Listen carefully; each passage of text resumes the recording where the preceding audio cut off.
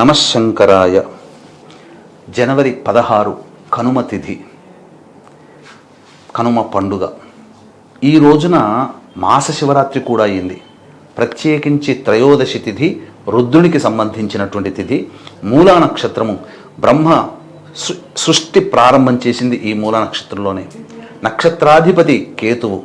కేతువు గత జన్మ కర్మ దోషాలను సూచిస్తాడు.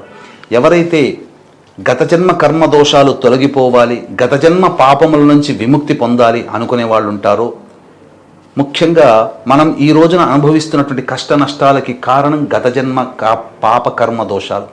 కావున ఈ రోజున శుద్ధమైనటువంటి ఆవు నేతితో ఈశ్వరుడికి అభిషేకము చేసి బిల్వ దళాలతో అర్చన, లేదా గరికను నీటిలో వేసి ఆ గరిక నీటితో ఈశ్వరునికి అర్చన చేసి, గరికతో అర్చన చేస్తే సర్వ దోషములు, సర్వ పాపములు, సర్వ రోగముల నుంచి విముక్తి పొందుతాడు.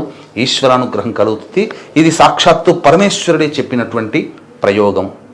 అలాగే సంక్రాంతి సందర్భంగా ప్రతి మానవుడు పితృదేవతల రుణం తీర్చుకోవాలి. ఈ రోజున పిండ ప్రదానము, తర్పణాది కార్యక్రమాలు, అలాగే వస్త్రదానము చేయాలి.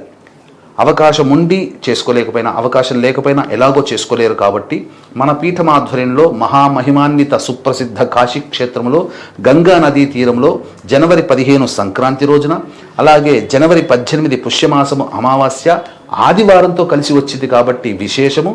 ఈ 2 రోజుల్లో మీ తరపున బ్రాహ్మణులని కర్తగా పెట్టి పిండ ప్రదానము, తర్పణాది కార్యక్రమాలు చేయించడం జరుగుతుంది. అలాగే జనవరి 18 సాయంకాలము 7 గంటలకి సర్వదోష నివారణ పూజల హోమాలలో భాగంగా ప్రత్యంగిర, బగలాముఖి, రాజశ్యామల, వారాహి, ధూమవతి, శనేశ్వర, కాలభైరవ, మృత్యుంజయ, సుదర్శన హోమాది కార్యక్రమాలు జరిపించి శక్తిపాదం చేసినటువంటి కరుంగలి మాల ఇవ్వడం జరుగుతుంది. ఈ కార్యక్రమానికి సాయంత్రం 7 గంటల లోపల స్క్రీన్పై కనిపిస్తున్నటువంటి నెంబర్కి జనవరి 18వ తారీఖు 7 గంటల లోపల నమోదు చేసుకోవచ్చు.